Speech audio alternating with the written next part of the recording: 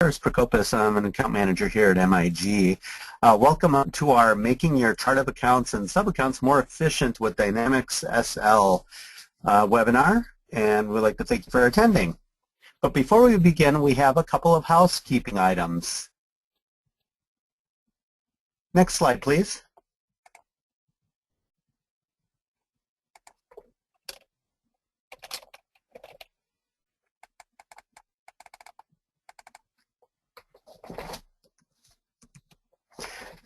You can listen to the presentation through your mic and speakers on your computer and voice over IP. Otherwise, you can also call in on our dial-in number using the information provided. If you have any questions, feel free to use our questions panel here.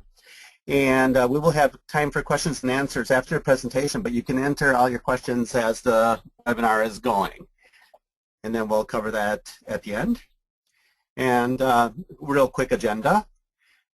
First, we want to tell you a little bit about MIG, and then we're going to talk about the Microsoft Dynamics SL overview, and standard chart of accounts, the basics, why use sub-accounts, and then followed by a live demo, and we will show you all accounts, sub-accounts reporting, then best practices, and finally our question and answer period. Real quickly, a little bit about us. MIG specializes in the implementation of financial and business management systems. We've been helping our customers streamline their processes and maximize their productivity. The solutions that we work with are Microsoft Dynamics GP, SL, CRM, SharePoint, and Business Intelligence. We have over 15 years of business experience, and we're mainly focused on mid-market and enterprise customers. So now I'm going to turn it over to Denise, who is one of our consultants here at MIG, and she will take you through the demo. Good morning, everybody. Thanks, Paris. I believe that the audience already has SL, so we know that it's comprehensive, simple, flexible, and powerful. And if you could just switch the presentation to my computer, we can get straight into simplifying the chart of accounts.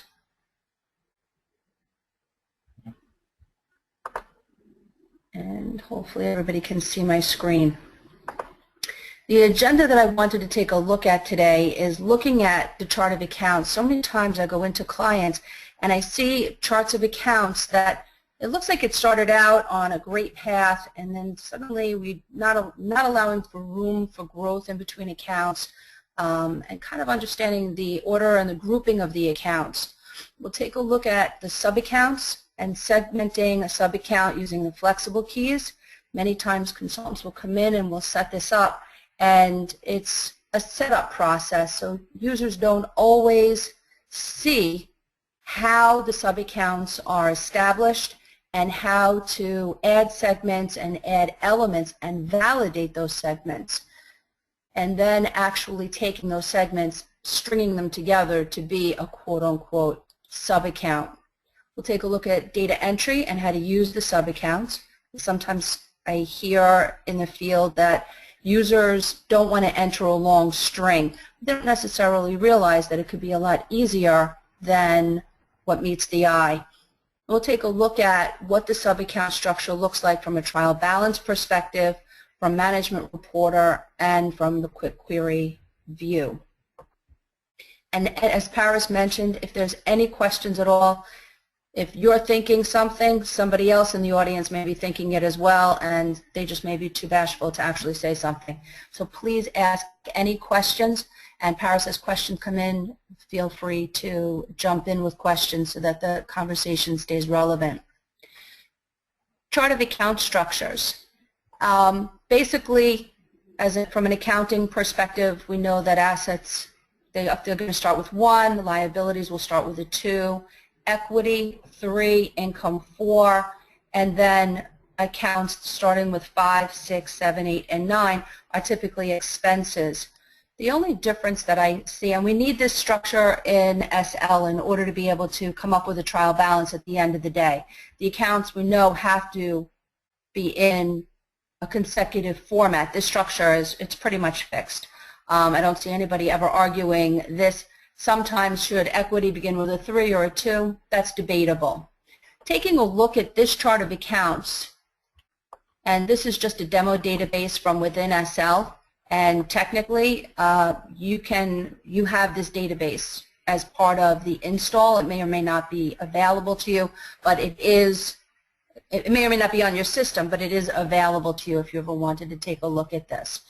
And we're available for questions even after this session, so please don't feel shy to ask. So this chart of accounts was set up where the cash starts with a 1-0. So if you start to look at the trend of how the accounts are built, and we're just looking at the moment at cash accounts, you see that there between 1030 and 1031, there's no room for growth in here, but between 1031 and 1037, you've got 6 more or 5 more accounts that could technically be added in between. And you always want to keep this room for growth, not only in between the 31 and 37 per se, but between the 30s, 40s, 1050s, 1060s. Keep the room in there. As your business grows, it will allow you to be able to logically fit in those added components. And here's just a general guideline. And again, there's no, it doesn't have to be this way. There's accounts in here. This is for an inventory-based type of a business. But if we had looked at assets, cash equivalents that start with a 1-0 and receivables that start with 11, inventory that start with a 1-2, it organizes your data logically. That's not to say that you run out of room and you can't fit something in between, but then it makes reporting from a logical perspective more difficult. The other benefit of grouping things by these number schemes is it allows you to do wildcards in reporting. So if I wanted to run all of my cash and cash equivalents, I don't want to have to add, okay, I want account 1030, 1031, 1037, etc. I can say, give me all accounts that start with 1-0. Or I could say 1-0 question mark, or 1-0-3 question mark. So it'll give me anything that's masked with a 1-0 or 1-0-3 all in one report, and I don't have to look at tons and tons of data. I can just extract what I'm looking for. So this is the logic for assets, for liabilities, for equity, income, and expenses. And again, this is a guideline. What makes SL unique is that we have a separate sub-account structure. Many of the accounting programs just force you to use in your account number. I just jump down to the expense section. So if I was looking at payroll tax, no, it's a bad example. Supplies, for instance, and I wanted to look at supplies for different departments, I wouldn't see one account number of 4110. I would see 4110 for the HR department. Perhaps if I'm also looking at my businesses by locations, products, lines of businesses, I'd put that whole string right in the chart of accounts. But within SL, we have the ability to segment our sub-accounts. And for those of you who are not aware of where the sub-account is actually, the structure is actually defined, it's under the foundation module, shared information, the flex key definition. And this, as you can see, sub-accounts are not the only thing that you can segment. You can segment your customers, your employees, inventory items, task IDs, and vendor IDs, but we're going to focus on the sub-account. So taking a look at the sub-account structure for this particular business, this is a little bit on the extensive side. We've got a reporting unit, a business segment, a location, a group, a sales type, and a region. That's a lot to bring into a sub-account. But taking a look at the structure, we tell it how many segments there are going to be, and it forces us to define that. The length of each of these segments? How many characters are going to be in each of these segments? How are they going to be aligned? What should they be filled with? Blanks or zeros? Don't use blanks. Always use zeros at a minimum. Then this way, when data entry, and we're going to take a look at a journal transaction, and you'll see how the data entry, if I just hit the enter key through that field, it will auto-populate with zeros. And what type of data should be in each of these segments? Should it be purely alphabetical, numeric, alphanumeric, ASCII, or uppercase alpha plus question marks? Typically, alphanumeric is ideal, but again, it all depends on what your business model is and what makes sense for you guys. This is key, the validate key. Each of these segments should be validated against a pre-populated list. Then the users who are putting in the data cannot incorrectly or unknowingly put in the wrong data. The data will always be forced to be validated against a list that somebody in control of the sub-account setup is in control of. So you don't have the data entry people in control of your sub-account structure, and then at the end of the month when you're trying to analyze your data, you realize, well, why did sales get posted to HR? It's a combination that just doesn't make sense. So we can validate each of these segments, and on top of that, we could validate the combination of each of these segments. So in the example of posting sales to HR, if HR is my reporting unit and sales is my business segment, that should not be a combination. It's not a logical combination to have in the system. So we can force the combination of the data. So if this is the structure, I'll move this up here, and if I'm taking a look at the flex key table maintenance, again, I have the same components, but I'm looking at the sub-account. Now I could validate each of the segments.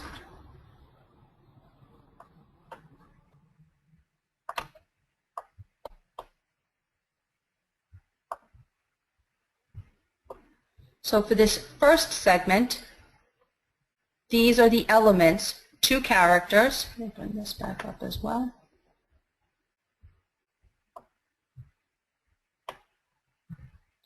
Two characters, they're alphanumeric, and the way they set this one up, this is all numeric for my internal departments. For my revenue generating departments, they happen to be alpha. Does it have to be that way? Absolutely not. It could be alphanumeric in any which way that makes sense. What you want to keep in mind, though, from a management reporter perspective, you have the ability to give it a beginning and an ending range. So if you kept all of your internal departments together versus your external, or even if you coded it where this is CO for consulting, EN for engineering, even if you gave it a numeric code so that it was consecutive, you'd be able to say this segment 1 through 3. I want to say A1 through A5. If they're consecutively numbered for the logic, the sequence is logical for the naming, then you're able to pull it through in the management reporter, and I'll show that to you. That's not to say that you couldn't cherry pick. I want O1, I want GC, and I want SC. You can absolutely cherry pick, but try to plan this up front as best you can. Okay. So we've looked at how it's set up.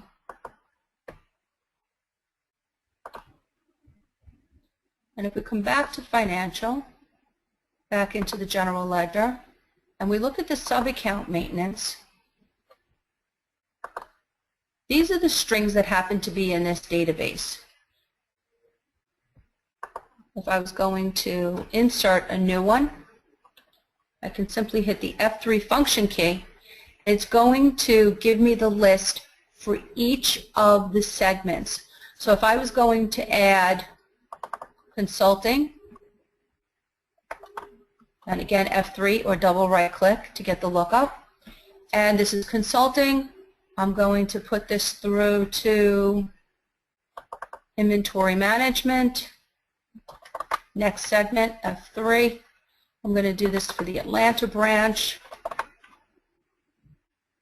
I'm not really using groups, but that's a placeholder, which I'll talk about in a moment. And it's a default. It's not specific to a particular unit. And I can just hit this. So now you'll see it's prompting me for a description. Many of these have descriptions, and there's some here that are saying that the sub-account is added during posting. If you noticed when I had first opened up the flexible key, and I think I closed it, just pop back in there again. In this flex key definition,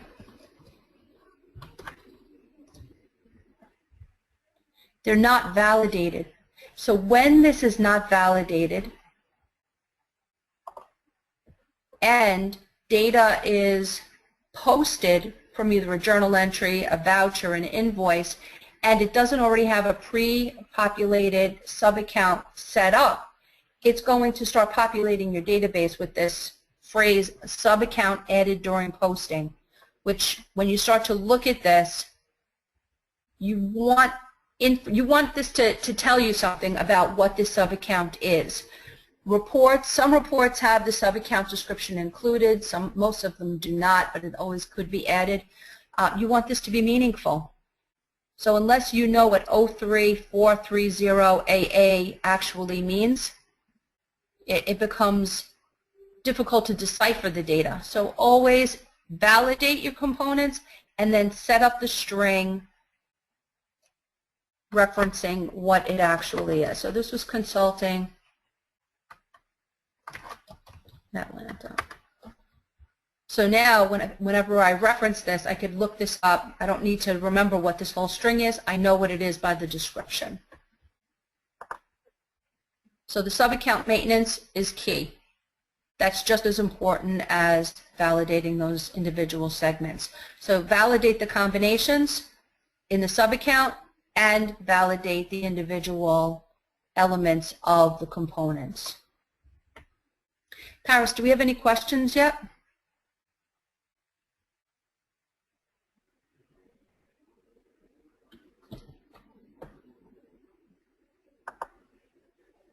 Okay. So we've just going back to the agenda. We've spoken about the order and the grouping of the accounts, and if anybody wants this listing, just shoot us an email and I'll be happy to send that out to you. Allowing room for growth between the account numbers in terms of the sub-accounts, segmenting a sub-account using the flex key, the value of validating the flex keys, and stringing the segments together as a named sub-account, or else you end up with that sub-account added during posting, which is not very helpful. So we'll pop into a journal transaction.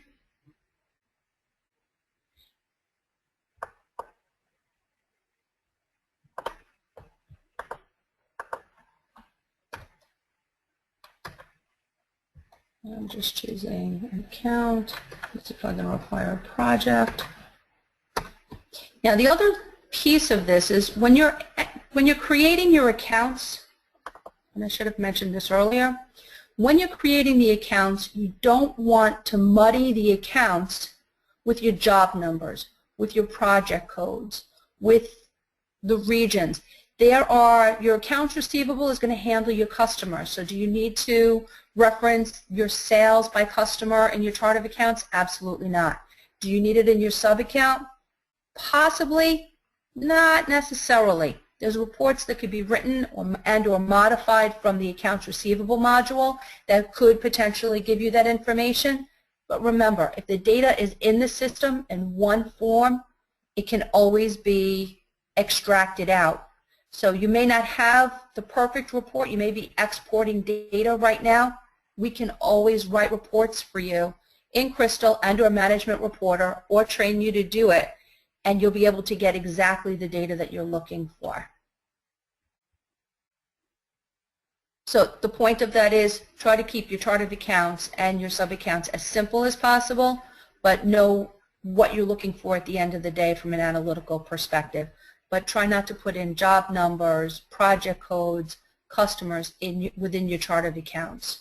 And if you take a look at your current chart of accounts and you see that you're replicating certain information over and over again, for instance, if you had merchandise, bad example, if you had salaries and you had a salary account for your admin group, a salary account for the controller, a salary account for HR, salary account for these different departments, and then you have it again, replicating it again for payroll taxes, replicating it again perhaps for travel and or any other expenses or accounts. If you see the repetition, take a step back and think about how you can offload that over to the sub-account structure.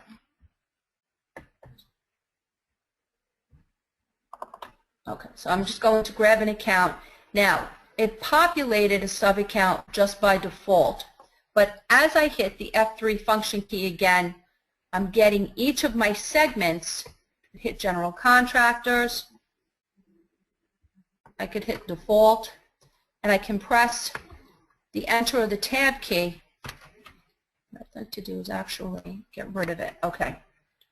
So I'm going to choose, I'm going to go back to consulting. And I'm just hitting my tab key or the enter key. It will populate this automatically for me. So you don't have to know exactly, sorry about that. You don't have to know beforehand what the code necessarily needs to be.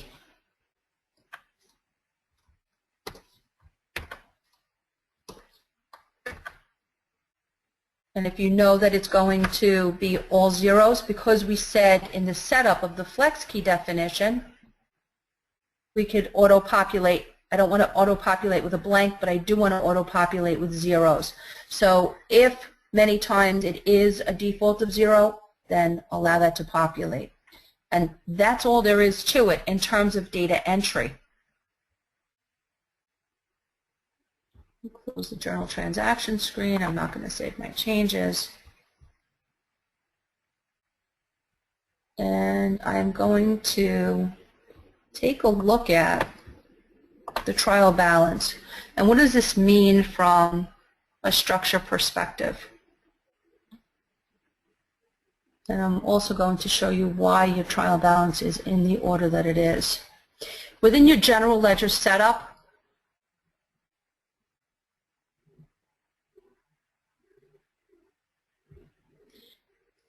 when your system was set up, there was a chart of accounts order that was chosen. And this is what determines how your trial balance will be presented. So this one is going to give me total assets, it will give me total liabilities, and it will give me a net income for my income and expenses, which most people appreciate so that they can get a quick bird's eye view of that.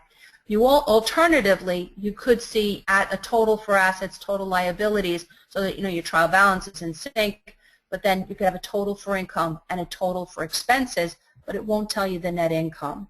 The other piece of the net income that's helpful in this particular format is that you can circle back to your year-to-date net income and see that very easily.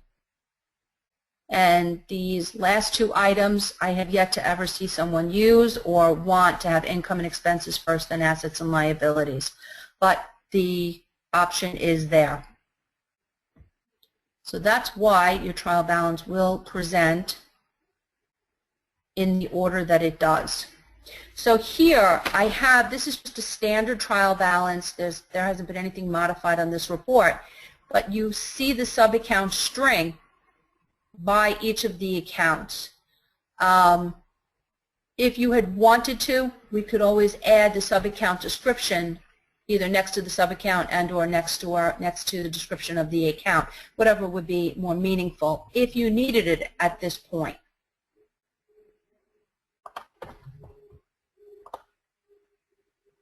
Total assets, total liabilities. And also notice this particular ledger, the actual ledger is all zeros. And then there's all zeros is a financial ledger and then the actual ledger. So each of the ledgers also print out. So this is kind of difficult for me to be able to just pull out, say, my engineering department. I could put in a select statement.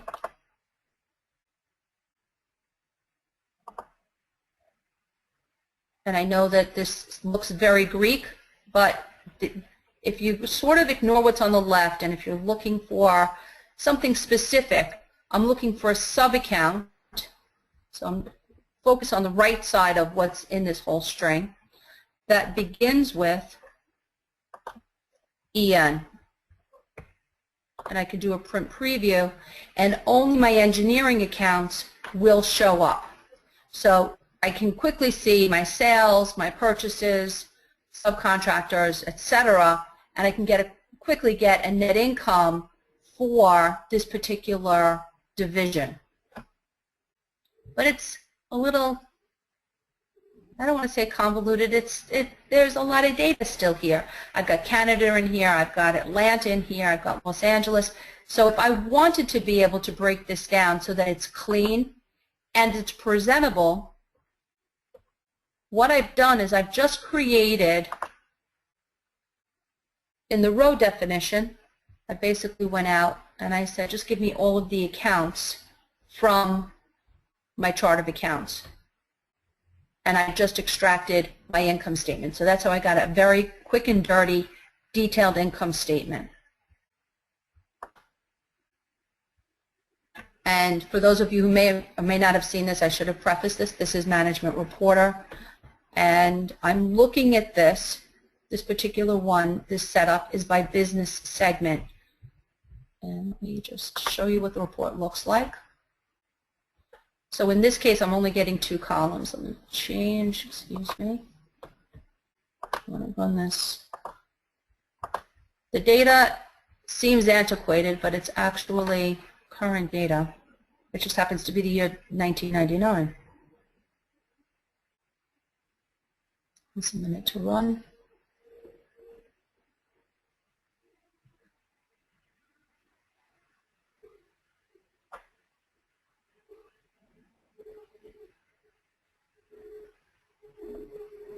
Okay, so now it breaks down my units or my business by my business segment. Remember my flex key definition. I'm looking at, in this particular one, just the second segment. So how do I get that? Typically we're looking at a business, we're analyzing this year-to-date, month-to-date, budget, actual, but not how do I actually get these components into my report. So we looked at the row. Here's the column definition, and this is not meant to be a training session in Management Reporter, but each of these columns is defined with this dimension filter that circles back to my flex key definition. I'm just going to take this out for the moment so that you could see everything that's here. I'm looking at the reporting unit. Go back a step. I'm looking at the reporting unit, company segment, location, group, sales type, and region. This is what's defined in my flex key. This is what's now available for me in my reporting. So here are all of my elements. For this first column for corporate, I'm pulling in a range, a range of 00 to 01. So because they are consecutive, it's easy for me to just pull in default and administration. If default and administration were in different sections, then I would have to pull them in individually and I'd have to cherry pick it. So in this corporate, if I wanted 00 to 01 and I wanted 99, I can do it that way. I can pull it in this way. But if it's already in a range, then as I add additional, if I had said 00 to say 10, so 00 to 10, and I was only defining 1, 2, 3, and 4, as I added additional elements of 5, 6, 7, and 8, because my range, because I could say in my range a beginning and an end, it doesn't have to already be populated. So as I put it into my validation of my segment, it will automatically come into the report. So the more you can mask, the more you can use ranges logically. Then as the system builds, you're not constantly coming back and cherry picking individual elements to put into the reporting units. So whether it's the reporting unit or it's the company segment, and you can populate every one of these elements. So if you wanted certain combinations, if I wanted to only see Canada, I can put in my location of Canada, and it will give me the reporting unit of 00 to 01 for the Canada location. For my departments, I set up the same thing, different column layout, except I'm only using the company segment for the department.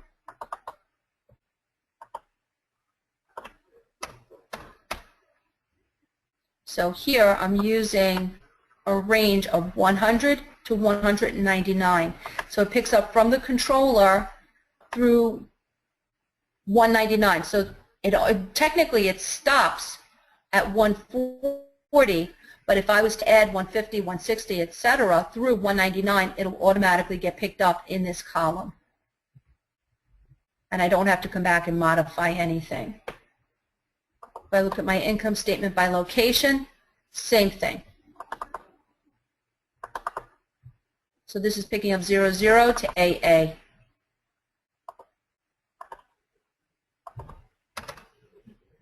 So it's picking up 00, 99, and AA in this first corporate location.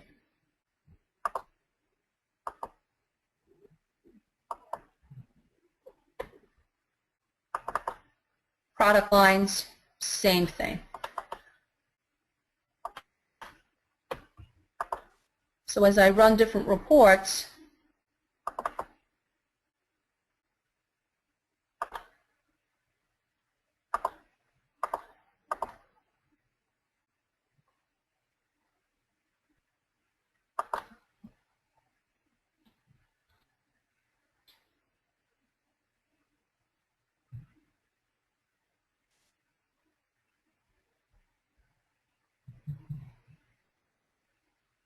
almost there.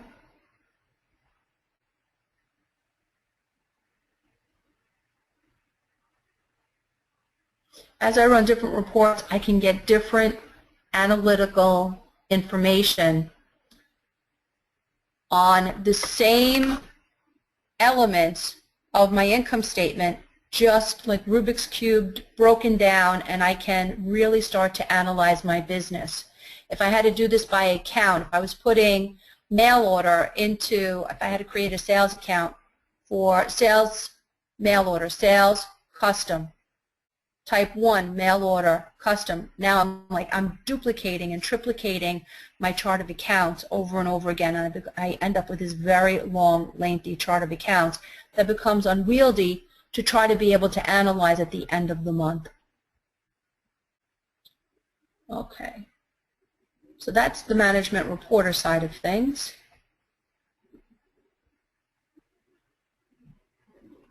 There's a flexible key definition. And you can see how management reporter is a lot more powerful than just trying to look at something through a trial balance. If you're taking data from a trial balance and exporting it to Excel, there's nothing wrong with doing that. But if you're doing it on a regular basis, let's have a conversation. Because if you're manipulating the data, we can write reports to eliminate that manual process on your end. Every time we take data from the system, drop it to Excel, we lose our integrity of the data, because one line, one number can easily be, somebody hits a backspace key or a delete key, and we lose that integrity. So if we can get the information from the system, we're better off. I'm going to close out of the trial balance and come over to Quick Query. So from within Quick Query, I'm going to look at my financial elements, and I'm going to look at this from the general ledger. And if I look at my account summary and budgets, and this is just standard in the system, I didn't do anything special to develop this. I want to start to look at, say, sub-accounts. So I could drop down. This is in English, where the trial balance, it's pulling specific tables and fields from the system. This is a lot more in English, and it's a lot easier to work with. So I want my ledger ID. As soon as I come in here and I start to type, it will automatically filter my ledger ID. So I only want the ledger that starts with a 0.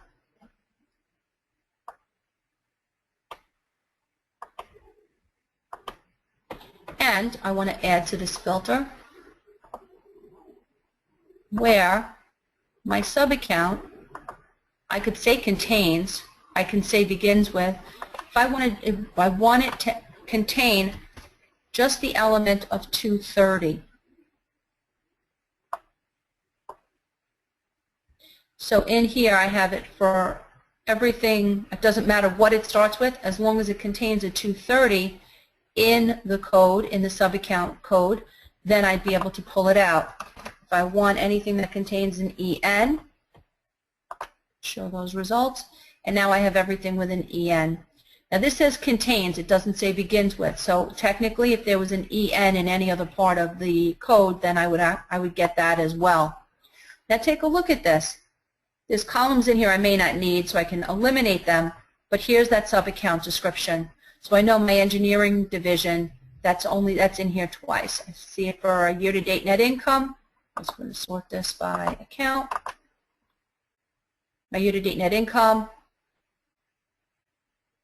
for each of the combinations and what my sales are, the purchases, same information that I basically have in Management Reporter, but here's my data where I'm in control of what I actually want to abstract from the system.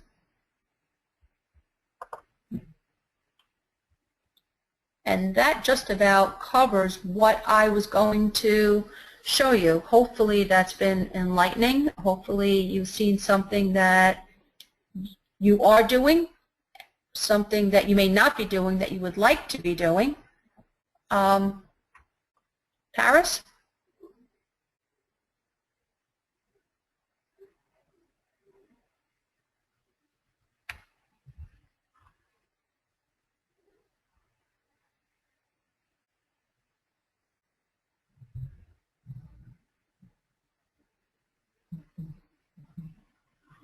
I'm not sure.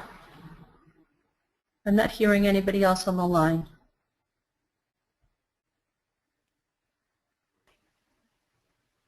Hello? Okay, we have 2 questions. Sure. One question was from Jimmy Zhu. How to change the chart of account order under GL setup from the first bullet to the second one? And a follow-up is how to populate the sub-account description under Journal Transaction screen. Sure. Okay. You may be able to change that order in the initialization mode, or you would need somebody to change it in SQL. That's a setup from the beginning. That's not something that may be available. I would have to actually test that. You may be able to do that just through the initialization mode. I will check that for you right now. And the second question was, how do you change the description in the sub-account? Did I get that correct? Paris? Yes. Yes. How to change the description. Just go into the general ledger and go into the sub-account maintenance, and you will be able to modify that. And if you have something in there that you could change what's there, you can, it's always available for you to change. That sub-account description is available and open to you. As long as you have rights to the sub-account maintenance screen, you have to have access rights to it. Okay. And feel free to ask a couple more questions. Denise, why don't you talk about the issues to avoid? Issues to avoid. You want to, just come back. Too many general ledger accounts. Spoke about it a little bit.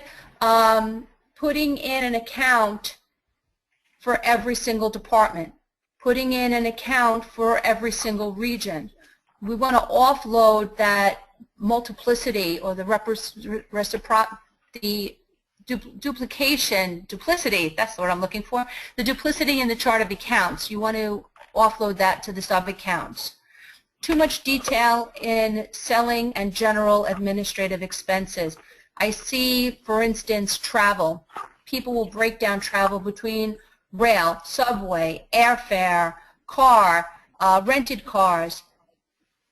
You don't necessarily need to put that much detail into those elements unless you really need them. Data entry people tend to like that detail. The people that are reporting on the detail, they're the ones that really should be in control of what's in those chart of accounts. Not enough detail in the revenue and cost of goods sold categories. It's a really good point. If you don't have those elements defined, then you're not going to get that information at the end of the day. Do I want to put in every single one of my products in my revenue and cost of goods sold? Absolutely not.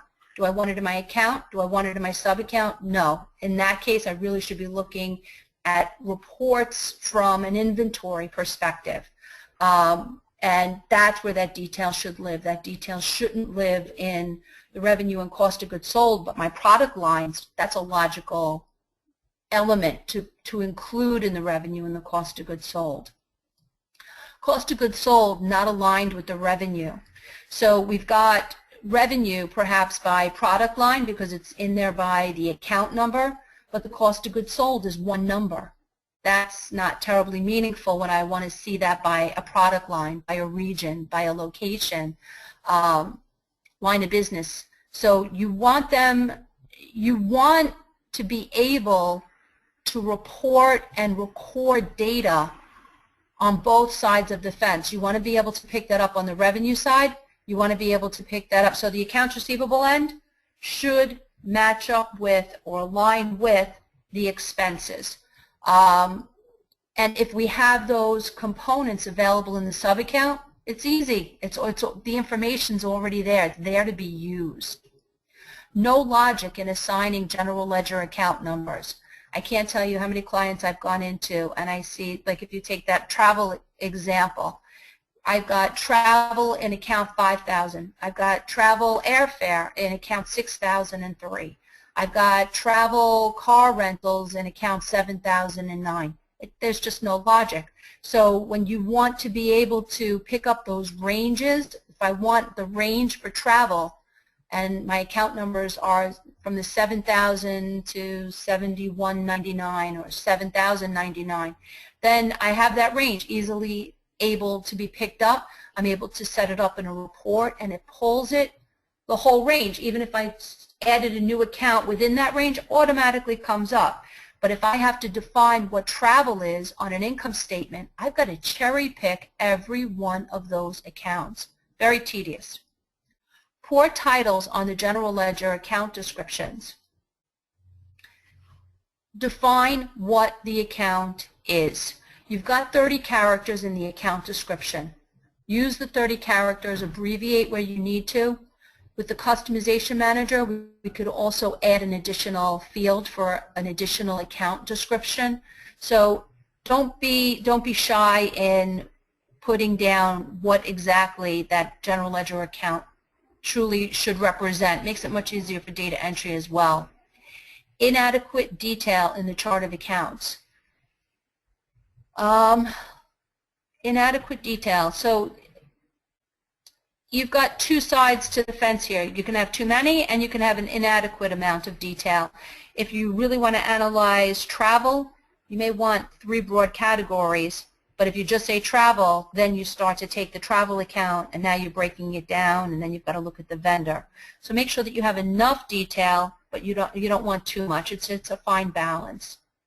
And lastly, no departments, product lines, or regional data tracked. Many times I see people not using subcounts at all. They use a 00 because they don't know what to do with it. put those departments, the product lines, the regions, the lines of businesses, however you look at your business, however you want to analyze your business, include that in the sub-accounts, but don't include this stuff in your chart of accounts. Chart of accounts doesn't relate back to the pricing model. Absolutely. How it goes back to your product line again. Make sure that your product line is included within this segment and not within the chart of accounts. You want to make sure that that's in the sub-account. Using the chart of accounts for job costing, I touched upon that earlier.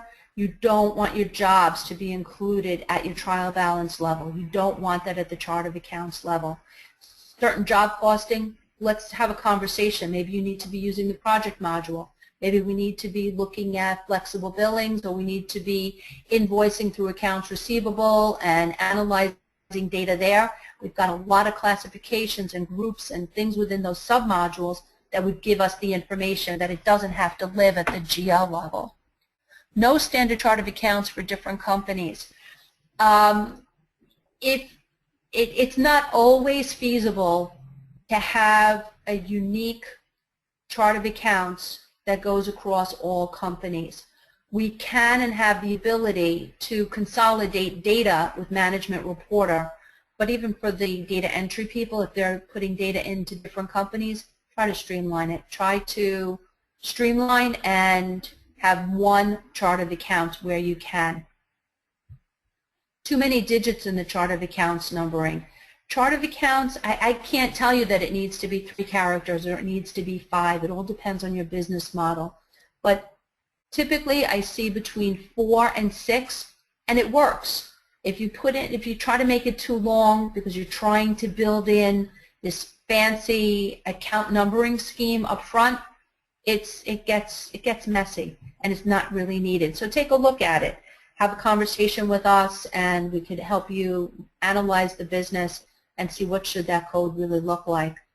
Not using a numbering system in SL, you're forced to use a numbering system, and there shouldn't be any letters, there shouldn't be any characters, it should only be numbers. Never use an alphanumeric chart of accounts.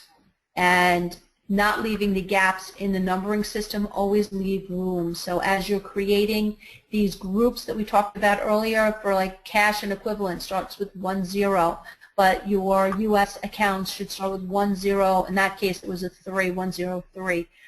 Keep room in between as you create additional groups. So then this way, as new elements come in, like today you may not be doing prepaid accounts, but you may be doing them 6 months from now or a year from now.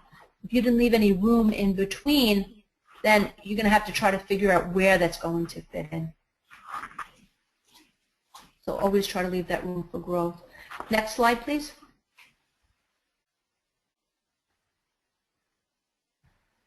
Best practices.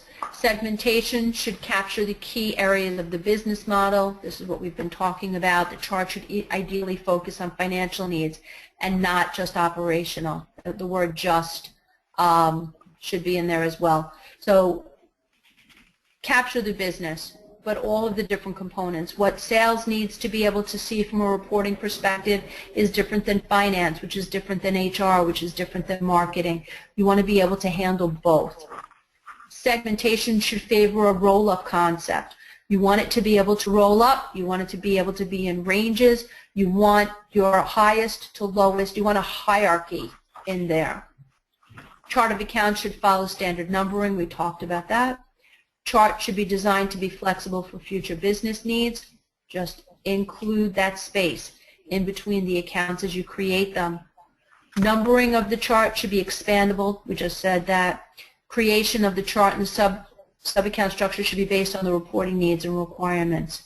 So you've got to talk to the different departments. You know, we're all in accounting, and we're the keepers to the gate, but we have to be able to communicate with the other departments, make sure that we're giving them what they need. So if we have that conversation, then we're able to build that into the chart, into the sub-account structure, and at the end of the month, the quarter, the year, we're able to give those reports easily. And it's not offloading data to Excel to try to manipulate it and come back with something meaningful for those departments. I hear people spending weeks on trying to get the other departments' numbers, especially when it comes to the budget season. They need to get the numbers for the prior year, and they cannot easily get that for those different departments because the data wasn't built in, or the structure wasn't built for the data to be put into the system that way. So they've got to do a lot of manual manipulation to get that information. Next slide. Okay, well, thank you very much, Denise. We have time for a couple more questions now that we're at the actual Q&A part. If you guys have any additional questions, please feel free to ask them, and then if we can't get to them in today's time frame, we can always follow up, and you can reach out to us and we can help you out with that. There is a follow-up to the question about populating the sub-account descriptions. Yes. And it's not to change the description in sub-account, but how to populate it. Oh, you just hit, if you had 3, 4, however many segments, hit the F3 function key in the actual field, and as long as you have the elements in the validation and